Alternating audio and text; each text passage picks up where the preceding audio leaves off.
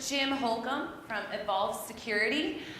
So basically we're talking about how to not get owned by hackers. So everyone, let's give it up for Jim.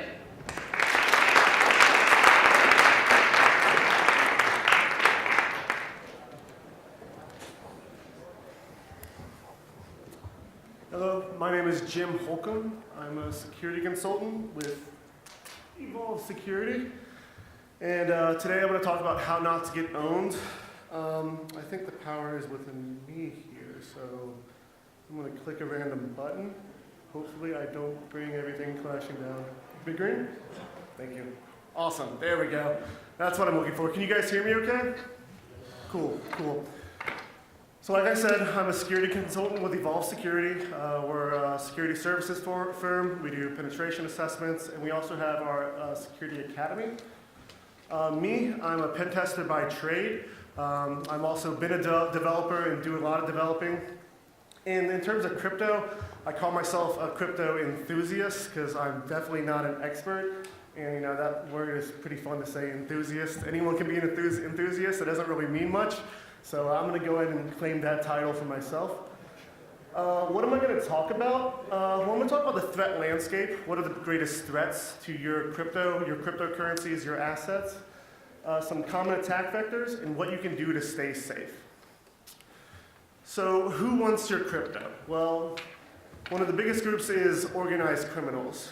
These are typically not nation-state funded, and they often launch sophisticated either malware or phishing campaigns that can target, for example, users of an exchange and try to compromise your accounts that way. They might also have sophisticated malware, sometimes even unsophisticated malware. The next group is nation states. The most common one you'll see in the news typically is North Korea, at least how it relates to when relating to the crypto space. They've been accused of sponsoring attacks on a few South Korean exchanges. One of the biggest groups, I think, though, is the opportunistic criminals, those who are going to hack you if you make it easy for them. So you have to pass that threshold where it is no longer worth their time for them to go after you. And then finally, there's the eternal void, which is probably, I think, one of the greatest threats to everyone, especially if you're not technical or you're just getting into the space, and we'll talk about that in a second. So I just went ahead and threw up a brief history of security incidents in the crypto space. This is incomplete, very incomplete. I just ran through Google and found the hottest titles with the best the articles with the best titles. One thing I do want to point out is you have companies like Linode up there, which is not an exchange. So it's not only exchanges that are going to be being hacked, but the infrastructure surrounding exchanges. This is what you have to consider when you're determining where you want to put your crypto and store your private keys. You also have instances of fraud and also some vulnerabilities in actual contracts up there as well. So I mentioned the eternal void. So this is the human error element. You could very well lose your key. That would be an example of human error on your part, or it could be the human error on someone else's part.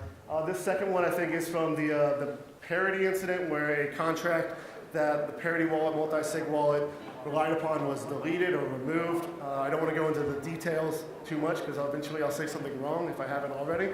But it was accidentally deleted, and there were basically coins stuck or tokens stuck in the eternal void, as we've called it so far. So how are they going to take it? Well, we have hacking exchanges. So if you have a Coinbase account, Bitfinex, whatever exchange you're using or cloud wallet you're using, those are huge targets. That's where the hackers are going to go, because that will give them the biggest bang for their buck, for their investment in terms of compromising that service. You also have account takeover. Many people reuse passwords. I want to really point out this website, Have I Been Pwned?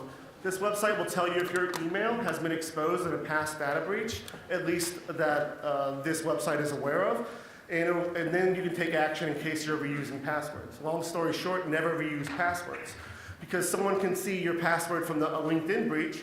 They can go to Coinbase and they can say, oh, this person, at gmail.com, let's see if they reuse the same password on Coinbase. And maybe they get to the multi-factor authentication stage. And so they know, okay, the password's correct. Let me go to their Verizon account and see if they use the same password on Verizon. and then they can call Verizon and try to social engineer, help desk and take over your account, and all of a sudden they've accessed your account and compromised your account just by knowing your password that you used in a previous breach, completely unrelated to your Coinbase account. There's also general malware, so drive-by downloads, opening attachments in email, that sort of stuff. This one's pretty interesting because I thought what it does is whenever you copy, I'm not saying that correctly, when you copy a Bitcoin address into your clipboard on your system, it is monitoring that clipboard, and every time you copy it, what it does is it replaces that address on the clipboard with a malicious address. So when you go and paste it into your wallet to send a transaction to that address, you actually paste the malicious address, and if you don't review your address, the recipient, before clicking send, you're going to end up sending your crypto to a malicious user. There's also instances of spoof sites, so sites being taken over. A lot of times it's easier to compromise a WordPress site than compromise an organization. So if you can compromise the WordPress site of like an ICO, and you can change the destination address on that site where it says, send crypto here to invest in our new token. If you just change that to your address, all of a sudden you're receiving funds. And a lot of times it's easier to compromise that site as opposed to going after the underlying organization. So what can you do? And this is the bulk of this talk, and this is what I want you to take away. The first thing that you can do is understand your risk tolerance. What you do with $10 of crypto, $10,000 of crypto, $100,000 of crypto is going to vary widely. You're each going to have different approaches to securing your assets. First thing you can do is update your system. Don't let known vulnerabilities be the reason why you lose your keys. So, operating systems and third-party packages, they age. The vulnerabilities in those packages or systems are discovered. The only way you can defend against these vulnerabilities is to keep your system up to date. So turn on auto update. Next thing you do is multi-factor. Multi-factor on everything. Multi-factor on your email, your bank, your exchange, your mobile account, your cable account.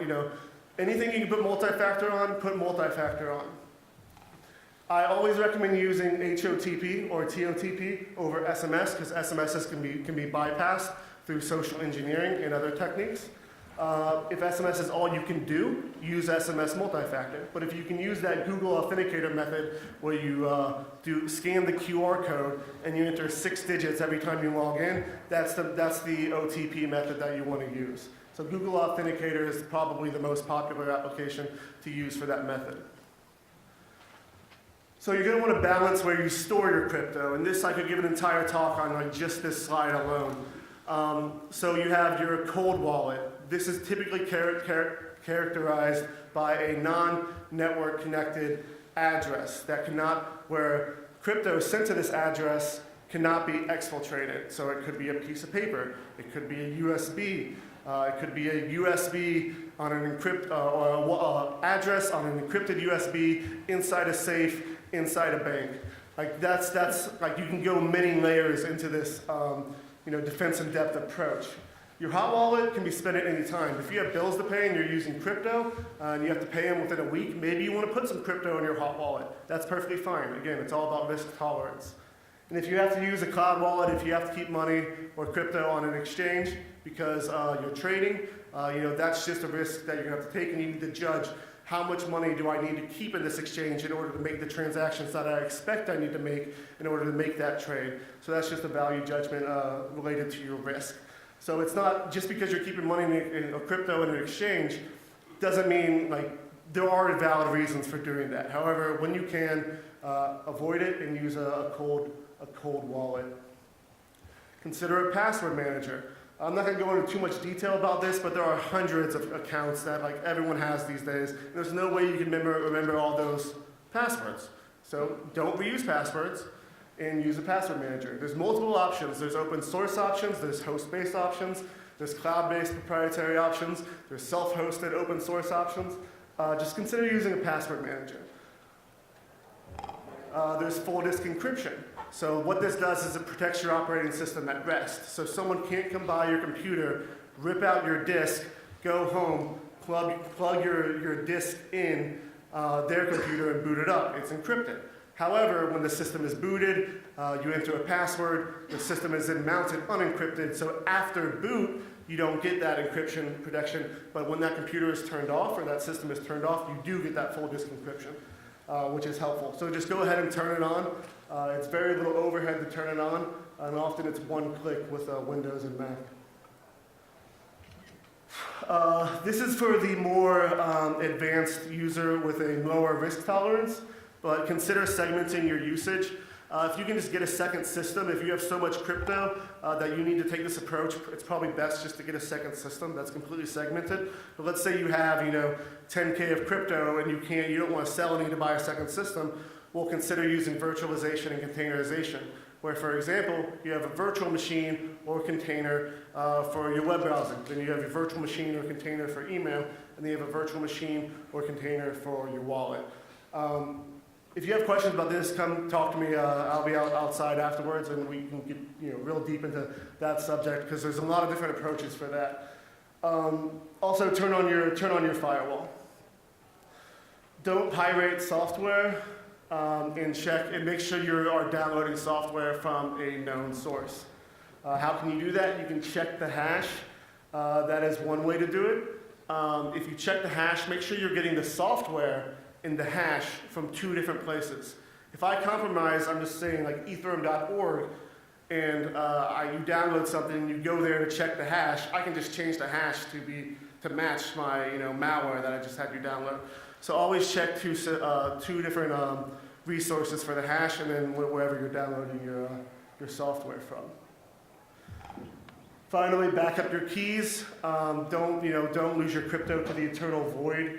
And also consider reinstalling your entire operating system. This is something that I just tell people to do. I do it every 6 months just for fun, because I like doing that sort of thing. It protects against protects against certain types of malware.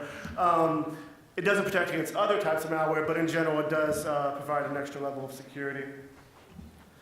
Understand HTTPS. That cert right there that says Mozilla is much different than the cert that ethereum.org has. This one is a lot harder to get down here than that one. I haven't looked at the specifics of the cert, but in general, if you see the full name and it's an extended validated cert, that's good. They had to go through a little extra step to get that cert. However, if you go to any phishing site, any spoof site, they're going to have HTTPS. You're going to see a green bar on there. Don't trust the green bar. Don't trust the site just because it has a green bar. If I set up a phishing site, I can get SSL spun up in about 5 minutes. It's real easy these days. So don't overestimate HTTPS's capabilities, but always be using HTTPS. Email is the worst. I don't need to tell you all that. Also consider installing an ad blocker. Ad networks are a valid attack vector. If you can get malware onto that network, you bypass that initial review by whatever network is managing, whatever company is managing that ad network. You can then deliver malware to many people at once. So I just disable ads as a security step, so that I do not have to worry about that at least as much. If you aren't familiar with this, the simple way to do it is just install uBlock Origin as a browser extension. So that's what I recommend doing if this is unfamiliar to you. If you want to have fun with it, you can set up Pi-hole on your local network, or just DNS mask with a blacklist that you can get from GitHub. Okay, I just went through a lot. I think I'm out of time. I can't really see. I'm assuming I'm out of time. There we go. Okay. TLDR, this is basically everything we covered. I touched on a lot here. I don't know if we have time for questions. I'm going to assume we don't. Meet me out, yeah. I'll be outside. I'll be ready to answer your questions. I love having discussions with you all because everyone has a different approach to a different problem. So thank you very much for listening.